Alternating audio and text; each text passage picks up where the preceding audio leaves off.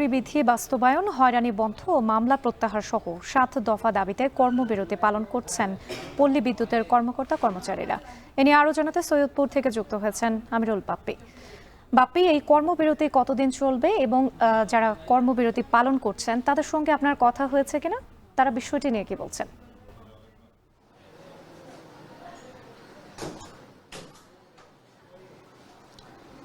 রাত্রি আসলে নাম কর্মবিরতি হলেও যেহেতু বিদ্যুৎ একটি জরুরি সেবা, সুতরাং আসলে পুরোপুরি কর্মবিরতির কোনো সুযোগ নেই, তারাও করতে চান না।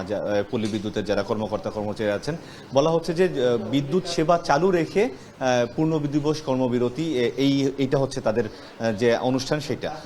তো আমি দেখেছি যে এই বিদ্যুৎ সেবা চালু রাখতে গিয়ে এবং জরুরি যেসব কাজকর্ম চালু রাখতে গিয়ে আসলে আমাদের সৈয়দপুরের এই আমি যে অফিসে দাঁড়িয়ে আছি, পল্লী বিদ্যুৎ রংপুর সমিতির ২ এবং এটি হচ্ছে সাবজোনাল অফিস, এই অফিসের প্রায় প্রত্যেকটি কর্মকর্তা কর্মচারীকেই তাদের যার যার কাজের মধ্যে আসলে ব্যস্ত থাকতে হচ্ছে।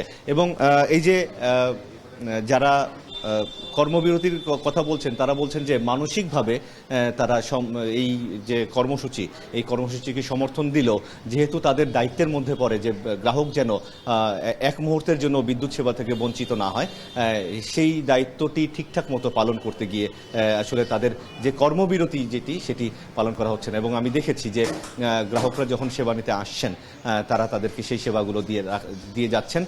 এবং এখানকার কর্মকর্তাদের সাথেও আমি কথা বলেছি, তারা বলছেন যে এরকমই নির্দেশনা দেওয়া আছে যে যেন তাদের অবহেলা বা গাফিলতির কারণে কোনো ধরনের গ্রাহক সেবা থেকে কেউ যেন বঞ্চিত না হয় এবং বিদ্যুৎ যেন ঠিকঠাক মতো পায় পল্লী বিদ্যুতের সমস্ত এলাকা।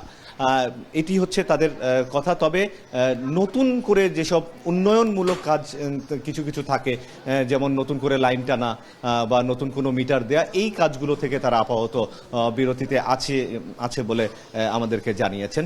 তো এই যে অভিন্ন চাকরিবিধি সহ ৭ ধারার যে বিষয়টি, সেটি মূলত আরইবির সাথে পল্লী বিদ্যুৎ সমিতির একটা মতবিরোধ আছে, যেই মতবিরোধের সূত্র ধরেই আসলে এই আন্দোলনটি চলছে।